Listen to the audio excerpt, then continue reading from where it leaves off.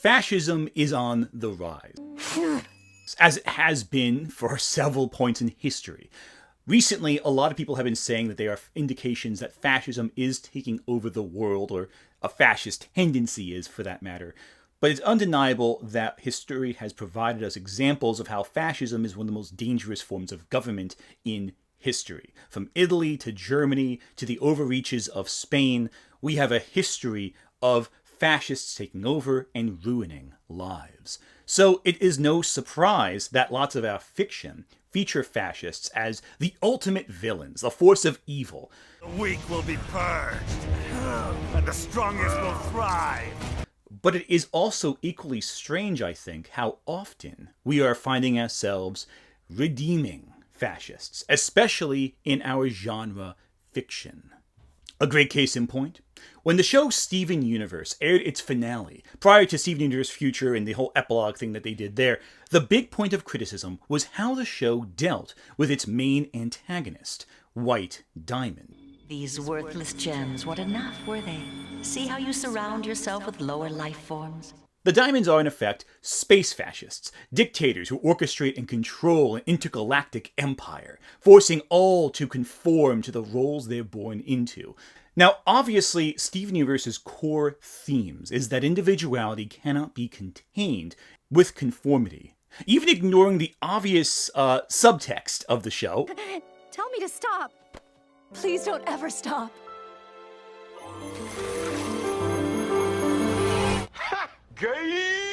Or text, depending on what part of the show you're watching, every character in some way, shape, or form breaks society's conformity. We are shown how painful it is for each character to be pressured to fit a specific slot made for them.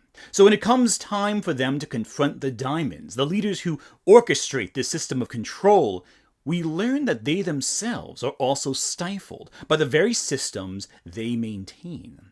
Yellow and Blue Diamond both do horrendous things, but their actions serve mostly to help them wallow in their own pain, because they can't break free of the roles that have forced them to confront the loss of their sister, Pink. And of course, they're both subject to control at the hands of White Diamond, a figure who herself suffers in silence, using her complete authority over others to become above it all, infiltrating their minds and wills. But once we know what makes them tick, we sort of rush their redemption, because the show is ultimately an idealistic series where everyone can find salvation in the end by breaking the mold of conformity. Steven Universe became a lightning rod for controversy when it aired, for many reasons, but after all this time, fans really wanted to see the Diamonds get their asses beat.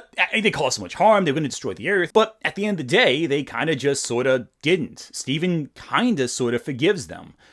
Seemingly. I don't want to be you! I don't want to be anything like you! In future, we learn that Steven's harboring a lot of rage towards the Diamonds for what they did, and he finds their attempts at trying to be better people somewhat infuriating, if not exhausting.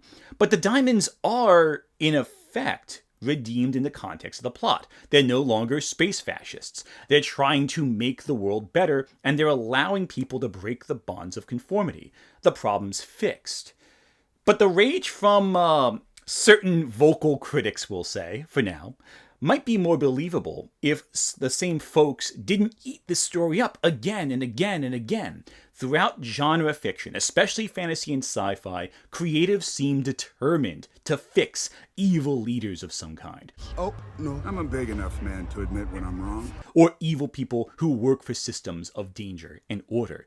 It's interesting because when there's a romance story set, say, in Germany during World War II between two people who should never be together at any point, like, you really gotta think of the context here and the implications of what you're writing about. Like, just because you can write something like that doesn't mean you should write something about that. But when it's fantasy and sci-fi, it's a little easier for us to write a story of a similar narrative structure without the same context of history. After all, no one actually lives in the gem world system, so there's no real comparison. No one lives in the Empire in a galaxy far, far away in a time long ago, so we don't really feel like we're watching a comparative real-life fascism take place. And so, in a similar sense, when we're watching, say, Game of Thrones, and watch Jaime Lannister, the Kingslayer, go from this very dark figure of malice and hatred to becoming almost a hero. You're not angry at me. And likewise, when Daenerys shows up and becomes the white savior to these foreign countries before becoming a fascist herself, we first sympathize with her before realizing that the story we've been watching has been a villain origin story the whole time, just very subtly. Bram Stoker lifted heavily from... Okay, actually, maybe let's take a step back, actually. Bram Stoker did not actually base Dracula off of Vlad the Impaler. He actually based Dracula more off Elizabeth Bathory, who supposedly bathed in the blood of maids that she slew, but that story may or may not actually be true, and Vlad the Impaler was actually a very different figure who was fighting the Turks, and so many people, depending on which country you're in, will either see Vlad the Impaler as a complete monster or a hero, depending on your perspective. But again, that's a whole discussion right there, and again, indication of the subjectivity of one man's hero is another man's villain and all that, and this and the third. Perhaps the same could be said of all religions. Your words are as empty as your soul. Case in point, Francis Ford Coppola, and they show a redemption arc there. I was married once. Ages ago, it seems. She died. Your words are... And other times you make him an evil emperor. It's a whole other thing there. Hell, even frequent flyer on this channel, Shad M. Brooks. Oh, Shad, I have to throw you in here somewhere. Even his most famous work, outside of him failing to be a sword YouTuber, is a novel called Shadow the Conqueror, where it's all about a tyrant, a truly evil man who gets reincarnated and given a second chance at life. Granted, the way he finds redemption is by producing offspring, sometimes with unwilling partners. I don't know how that's a redemption story, but hey, Shad, whatever you say.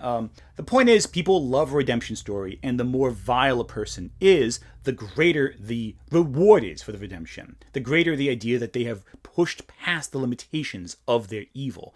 But Steven Universe does something similar. It does redeem a truly evil group of characters, or rather, a truly broken people who are subject to the systems of order that they helped instill. Does this look perfect to you? But beyond a certain video essayist's rant about Steven Universe...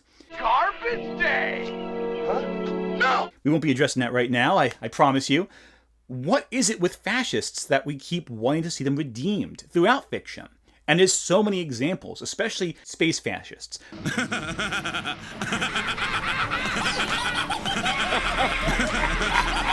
For some reason in sci-fi, we love creating these dictatorships, and we tend to love to see them either find redemption or we try to see the humanity in these systems.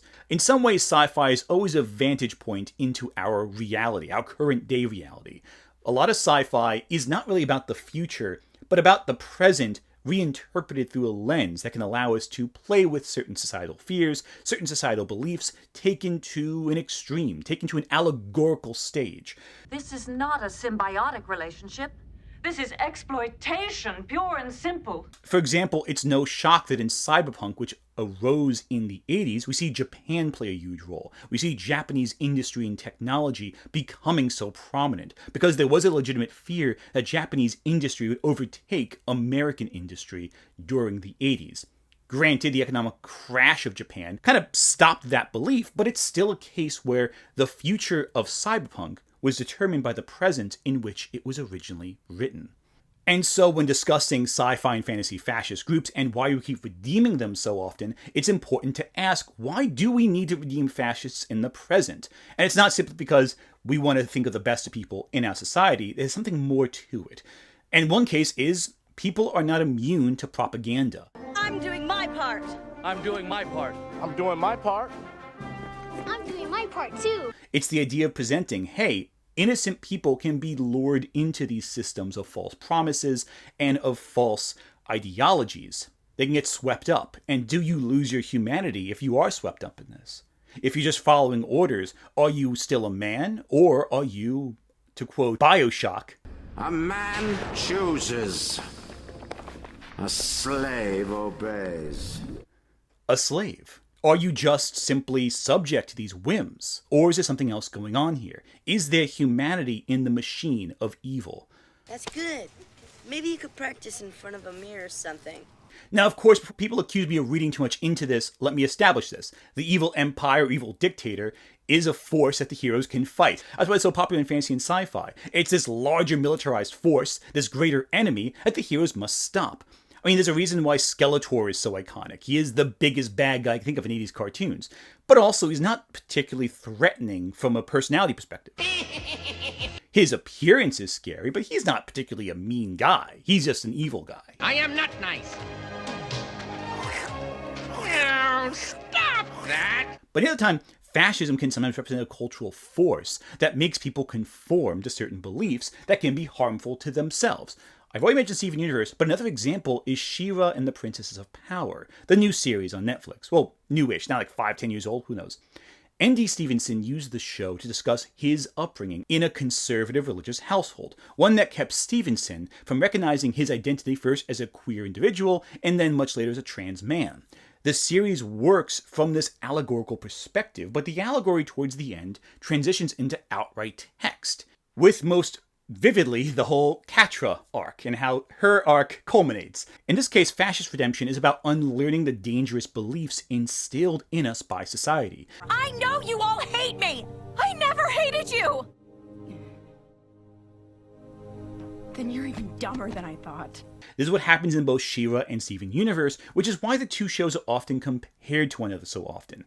However, in other shows, the fascist characters are redeemed without them really unlearning anything. And that begs the question, is this really a successful redemption if no one learned anything? I hope you got your shitting pants on. If you still have the same ideology that led you down this dark path, are you a better person? See, there's two kinds of redemption in these space fascist, sci-fi fantasy fascist stories. The kind where the hero forgives the bad guy, and the kind where the world forgives the bad guy. And you'll be surprised to note that the first one is more common than the second one. For example, Darth Vader. He does one good thing for his son and then dies. This is after a lifetime of genocide, systemic oppression, and warfare. At no point does Vader ever make up for his terrible actions, though the weight of his sins clearly is crushing Vader by the time Return of the Jedi comes around. He does one good thing for his son, and that's it. That's all he has to do, apparently, to be redeemed in the eyes of the audience. But this, however, is not enough to make the world of Star Wars forgive him. He never tries to be forgiven. He is evil from day one.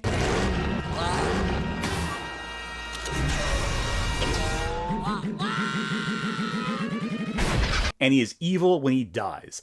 It is important to note that stories like Steven Universe do feature redemption arcs for those who help service fascist dictatorships, like Peridot. I'm Steven. There appears to be an infestation of Stevens in the kindergarten. But there's a substantial difference between Peridot and Vader, as there is when you take a far less cartoonish character when you compare them to Vader. Like, say, Driss Duerden from the Forgotten Realms, the D&D module, or Minthara from Baldur's Gate 3, which is also in Faerun, which is the world of Forgotten Realms. I'm having a bit of D&D brain rot right now, so bear with me here as I get through this with you together. Trust me, it'll make sense when we get to the point of it. Even though Peridot helps foster the complete obliteration of the planet Earth, and Minthara orchestrates the massacre of a tiefling population, both are vulnerable people who exist as cogs in the machine of fascism. She flinches as layers of her psyche peel back, revealing the scars of a life spent anticipating a knife in the back. They have limited authority. Peridot is a gem and born into a system of conformity, while Minthara and Driss are both born into the drow society of Menzoberranzan, a matriarchal society that places power in the hands of families that steal power through bloodshed and carnage in secret. Driss is a cog in his mother's schemes and chooses to reject it, spending the rest of his lifetime fighting his evil nature through great effort. But Minthara doesn't. Because with him, anything is possible. Way! Just give the word and I will kill the clown. We would be praised as heroes. Much like Vader, Minthara is redeemed if you choose to redeem her in the game, which is your option. You can just kill her, but I would rather have her, but she works through it. And while her nature doesn't change, she does work to help undo the damage she helped cause, actively. The Absolute. They do not have followers. They only have victims, and they reward devotion with death. It is only because of you that I did not meet the same fate, lost to madness and blood. The problem is, Drizzt challenges his society's morality. Peridot and Minthara help deconstruct the damage they helped cause. Their ideology is constantly challenged by the heroes over a period of time, and there is give and take. I am a paragon of virtue. I volunteer at a local orphanage and rehabilitate wounded owlbear cubs. All so that the children and cubs alike can be molded to my purpose, raised in my image, and made willing to die in my name. But Vader, not so much. Another comparison with Vader, Char from Mobile Suit Gundam, who is another representative of a fascist group, in this case, the Zeon Republic. Now, Char is an honorable figure who flips between hero and villain depending on what story you're talking about. I've never betrayed anyone in my entire life. Is that Char? He's presented as honorable, and he's disturbed by the horrors of war even as he participates in them, which esteems him to the audience. He's not someone who's lost his humanity to fascism. He still is a person, but he's fighting on the wrong side of the war, as we see it. A hero, not in the right stage of the game. Again, depending on what point of Gundam we're talking about, I know it's a long series. It's easier to digest someone we can sympathize with than not. We start to like Char, and he's a face we can put to this massive bad guy government. Coming back to Vader, he is also a face we can put to the Empire. One that is recognizable, powerful, cunning, and there is tragedy there. But Anakin started life as a Jedi. This weapon is my life. Who succumbed to darkness. It's the inverse of Peridot or Minthara, both of whom were raised in these systems. Because Anakin created the system. Freedom, justice, and security to my new empire. Your new empire? The fate of his lover, his pride at being snubbed by his fellow Jedi, being raised by the wrong master who didn't want to train him all that much. It's over. Your need for victory, Anakin, it blinds you. All of it feeds into Anakin's downfall, and none of it justifies his cruelty towards the Jedi when he essentially genocides them with Order 66. Now, that is not to say Vader is pure evil, because he's not.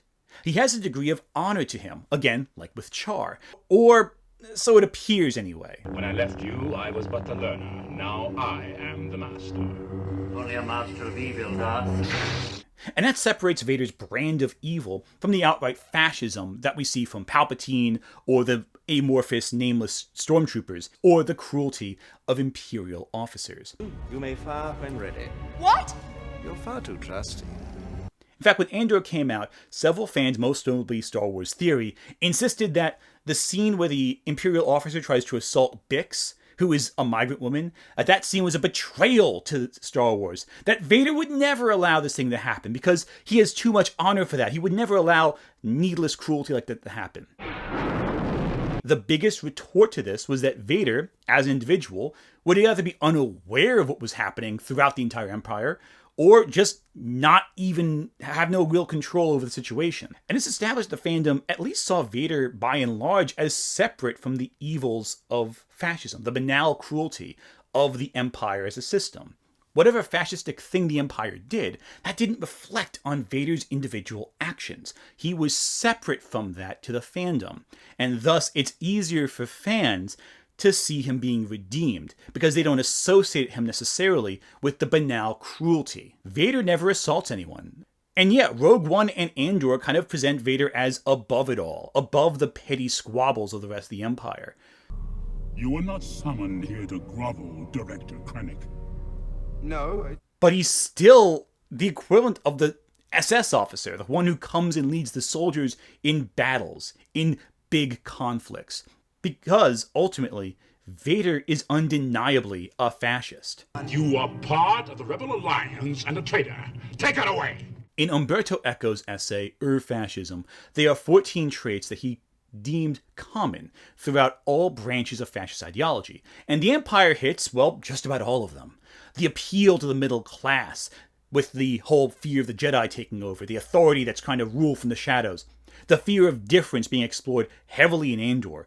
I mean, other than Grand Admiral Thrawn, none of them are aliens. I mean, well, they're all aliens because it's a galaxy far, far away, but you get the idea. They're all humanoid in some way. The Emperor's primary charge is to protect us, is it not?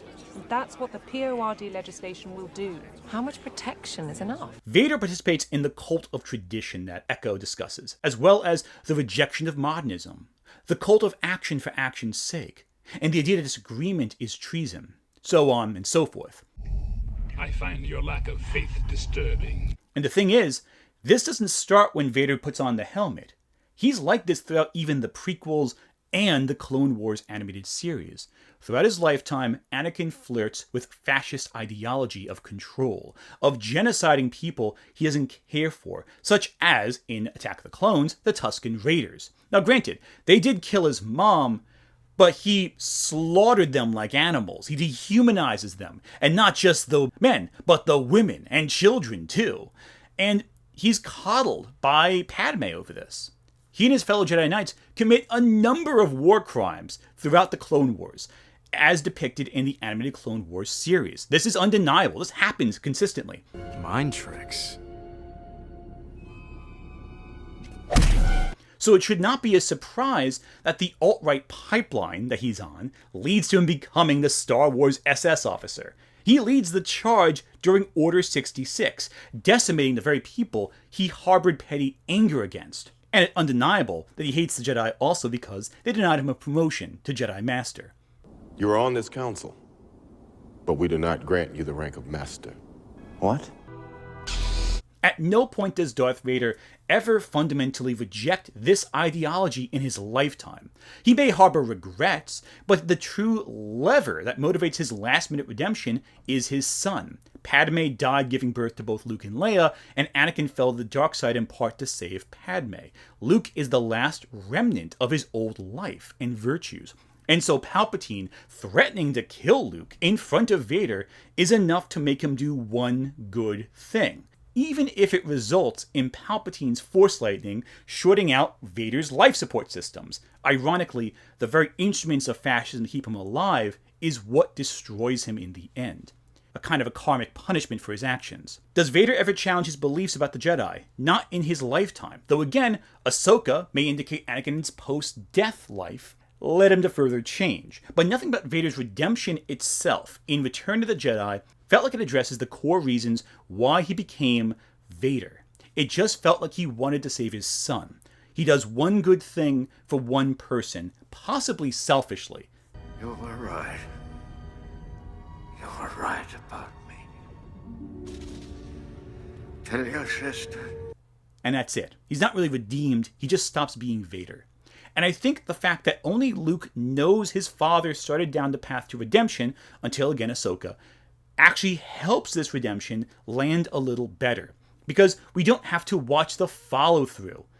Unlike the Diamonds in Steven Universe, where we spend a movie and a season watching them take up the role of the annoying distant aunties, trying to be kind-hearted people. And it's weird how we have this swerve that we're expected just to follow along. Whereas with Vader, we see that the galaxy does not forgive him, again, especially in the expanded universe. And again, granted, Steven Universe Future was an abrupt ending, and the last season of Steven Universe was shortened because of the controversy around that wedding episode. If Rebecca Sugar was allowed to actually finish her ideas, the ending might have been less rushed. With a tacked-on epilogue series putting into production only due to the show's overwhelming success, it could have been a little more even-handed. Instead, it was kind of rushed. Now that's unlike Frieza. Hello, monkeys! Frieza in Dragon Ball Z has no redemption arc. At all. I have no intention of allowing even a single Saiyan to live. Nor was he written with the intention of one. Frieza in Dragon Ball Super, however, kinda does? Sorta? Right, thanks, Father. How rude of me. My fist slipped right into your chest. Yeah, I hate when that happens. Now, the idea of redemption arcs in Dragon Ball isn't too alien. Just about every character who teams up with Goku started as either a rival or a villain for Goku to beat. This was pretty normal when they were just martial arts rivals or bandits, like, say, Krillin, Tien, Yamcha. But when you got to Piccolo, the Demon King, who Goku fights twice, that's a little different, right? Now, again, in Z, Piccolo is redeemed organically by raising Gohan. Let that child alone. His arc is very subtle and very well done. And indeed, by the time we get to the Namek Saga, people celebrate Piccolo showing back up. He's no longer this monster who was going to conquer the world, even though Krillin was killed thanks to Piccolo's armies back in Dragon Ball. But as it goes on, it's a little easier to stomach these guys coming back and becoming good guys because the Dragon Balls can bring anyone back. Death is a rotating door. So if they kill 1 million people in Dragon Ball, it's okay, because they can get brought back with the Dragon Balls. Vegeta's redemption, for example, spanned all of Z, with him relapsing into violence during the Majin Buu arc with the Majin Vegeta arc. While the androids in Majin Buu's redemptions are more quick, they're also neither particularly evil, so it was easier to buy. But Frieza, he was a pure evil monster, a genocidal, arrogant alien who, when showed mercy by Goku, immediately used it as an opportunity to stab Goku in the back, so to speak. Frieza obliterated almost all of the Saiyan race out of fear one would rise up and slay him, ironically setting up a series of events that would lead to a Saiyan rising up and killing him. Kind of a Greek tragedy thing going on there. In fact, not only did they kill him, but they killed him multiple times, just to make sure the message was sent just enough. It's telling that in Dragon Ball, in the non-canon movie Fusion Reborn, Frieza fights alongside a certain Aryan leader, we'll say, and Frieza is still the bigger threat. Now, come Dragon Ball Super, things change. Frieza is reborn, and he gets revenge on the Saiyans, again, which establishes him as one of Goku and Vegeta's greatest villains. He learns from his defeat and becomes a bigger threat. I commend you for putting up a good struggle, but I won't stop until I've had my revenge and you're in far too many pieces to count. But then something happens. Come the Tournament of Power, Goku and friends take part in a battle that will determine the fate of their entire universe, and so they need someone to help them. And they turn to Frieza. I like the way that halo looks on you, Frieza. Now, Frieza has a common goal. He doesn't want to be destroyed either. If they lose, universe goes, they're all dead. So it's a pretty easy choice. But also, he works with Goku to get us something else. If in the end we prove victorious, and our universe remains intact, he will use the Dragon Balls to truly bring me back. So he's only in it to help himself. And there's multiple points at the Tournament of Power where it almost seems like he's going to backstab everyone and get something else. But he doesn't. In fact, he works with one common goal, not dying. And here's the difference between Frieza and White Diamond. You see, after White Diamond's battle with Steven at the end of Steven Universe, we see White Diamond take a total 180 personality-wise, trying to be this good person, harmless, benign, allowing change to manifest. It feels very sudden, and it's a deep swerve in terms of morality. I've been saying please and thank you even to lower life forms. What did we talk about? Equal life forms. But Frieza, the moment he gets what he wants, the moment he's back... My loyal subjects, your patience was not in vain, for as you can see, the Emperor of this universe is back. He proves that he's learned from experience, but he's still a bad guy. He still is a very selfish, very monstrous person. He's just learned a bit. Now, Frieza post-resurrection tries to manipulate the legendary Super Saiyan Broly, and in the Super Manga, trains to master his power, finding himself accessing a new transformation, his black form. Frieza has abandoned his original goal of immortality, and instead is planning on just conquering reality itself. The only thing that's really changed is he has more respect for the Z-Fighters, and he has more of an understanding of his own faults as a person, and is working at improving those, which, in case you don't realize, actually makes him more dangerous, because his arrogance was one of the few things that the Saiyans could exploit previously. He's become better understanding his limitations and how to surpass them, which makes him way more dangerous.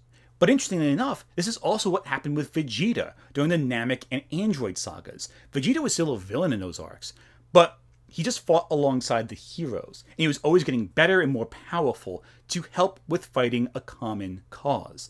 This is far more gradual of a redemption arc, so it can be counted as one. He's not really redeeming his ideology, but he's gradually becoming a better person and moving away from where he previously was.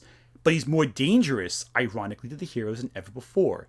He's just grown as a person, gradually.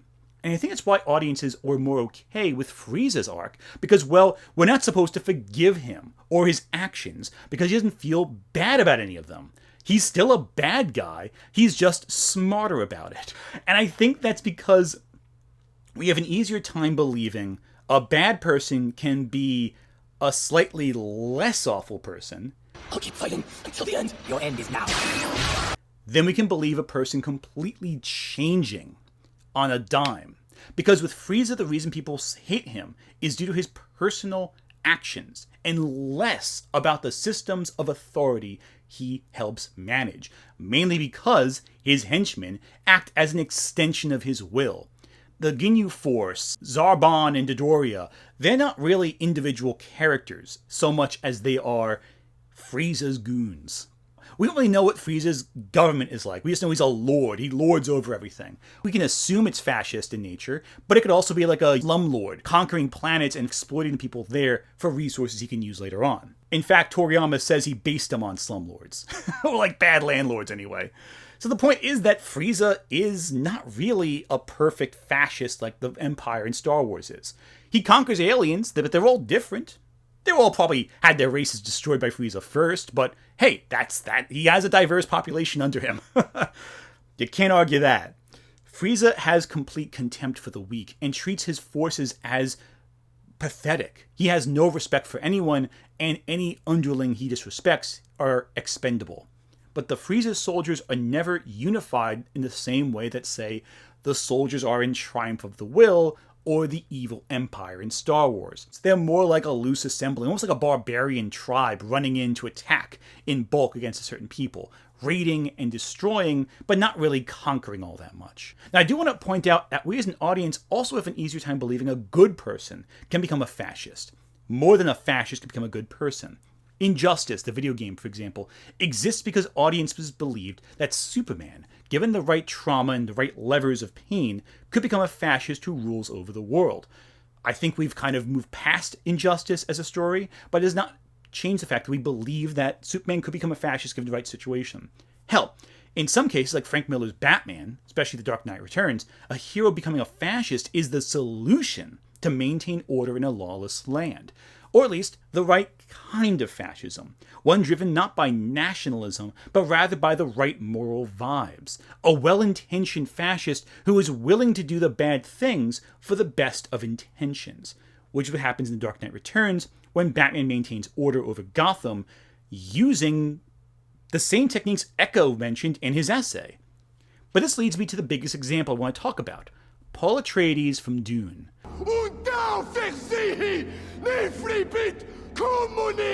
Paul becomes a religious messiah for the Fremen in order to avenge his father's murder at the hands of House Harkonnen.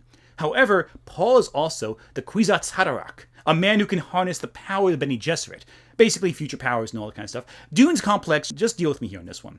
He becomes aware the power he needs to regain Arrakis and beat House Harkonnen will lead to a jihad that will lay waste to trillions of lives across the galaxy. But despite knowing the dark path ahead of him, Paul chooses to forge ahead anyway. I do see a way. There is a narrow way through. Knowing it will spark fascism, knowing it will spark genocide.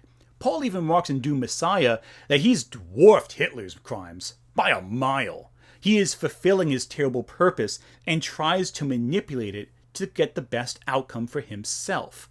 Even though he knows the path he's on will lead to personal ruination as well as the destruction of lives all around him.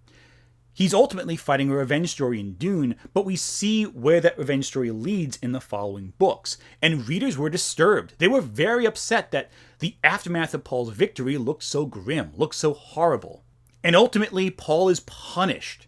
He's forced to witness the love of his life being poisoned, knowing he can do nothing to stop it.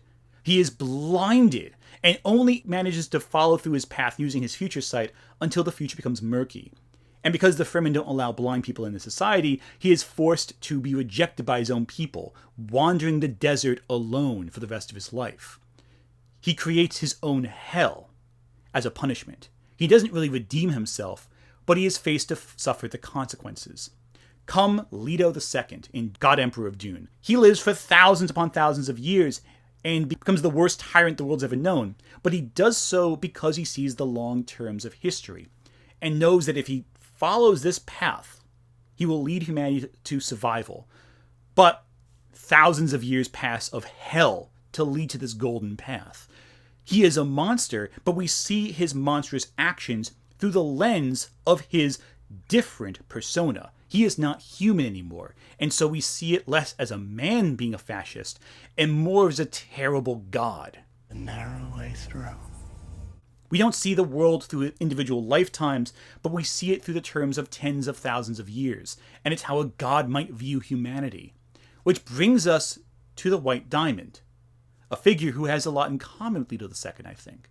The gems are thousands of years old and see life in a very detached, different way. Case in point, how Pink Diamond's entire worldview was changed, seeing the ephemeral nature of ever-changing life. They are static stones, witnessing beings that are born and die before their very eyes. We see how nigh-immortal beings change when interacting with organic, ever-changing life. I'm awfully sorry. I know how hard it is to move on when you've lost someone. You do? The conflict of Steven Universe isn't just fascism versus, revolution or whatever. It's rather conformity versus diversity. Stagnation versus change. So yeah, it makes sense that the stagnant dictator would begin to change. That change is revolution. It isn't just Steven Universe doing what Sailor Moon did with her bad guys, where she redeems half of them and then brutally kills the other half. And look, there's no way we can talk about this without addressing the elephant in the room. There's a famous review of Steven Universe that's gotten millions of views that affected the way we see it. The product of one Lily Orchard. I swore I was going to talk about Lily Orchard ever again. I really didn't want to even discuss that family ever again, but it's inevitable in this situation.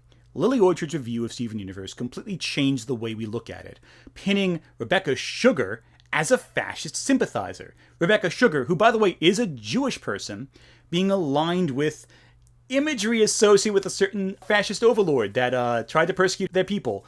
That's not cool. In fact, that's really screwed up. When discussing fiction, it is sometimes tempting to compare fictional fascists to real fascists, but the comparison is not one-to-one.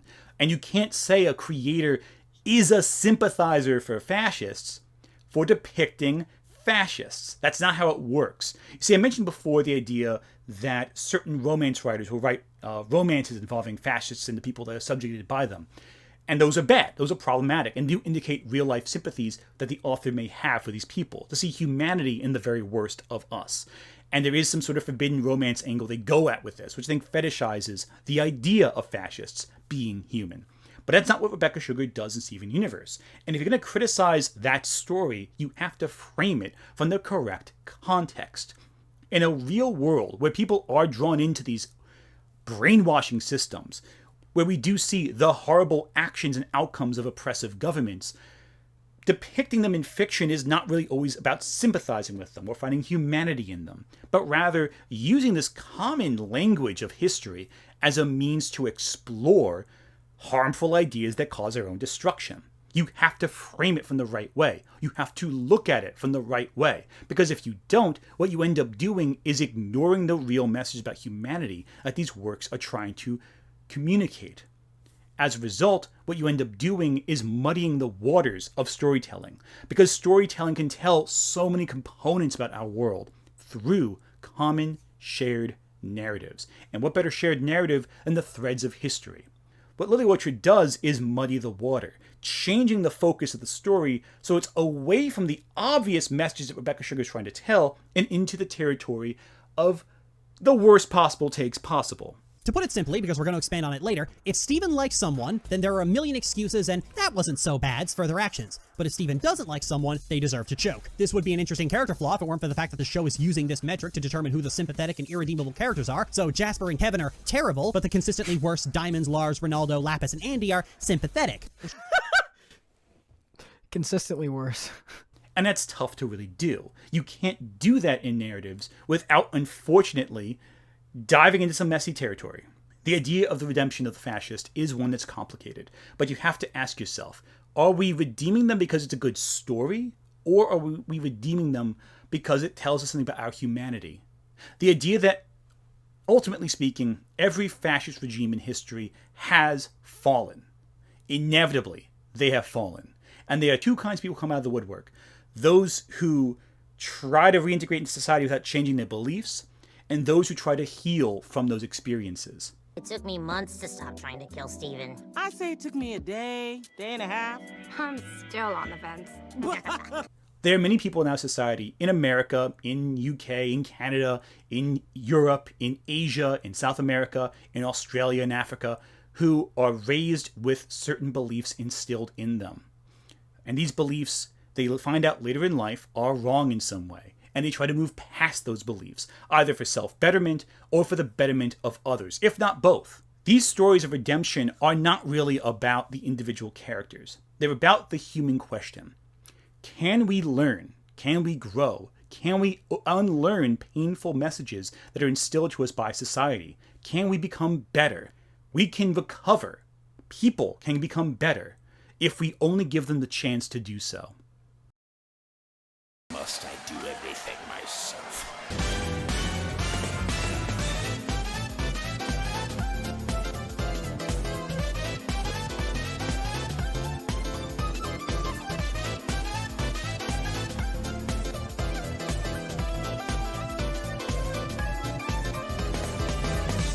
Put it simply, because we're going to expand on it later, if Steven likes someone, then there are a million excuses and that wasn't so bad's for their actions. But if Steven doesn't like someone, they deserve to choke. This would be an interesting character flaw if it weren't for the fact that the show is using this metric to determine who the sympathetic and irredeemable characters are. So Jasper and Kevin are terrible, but the consistently worse Diamonds, Lars, Ronaldo, Lapis, and Andy are sympathetic.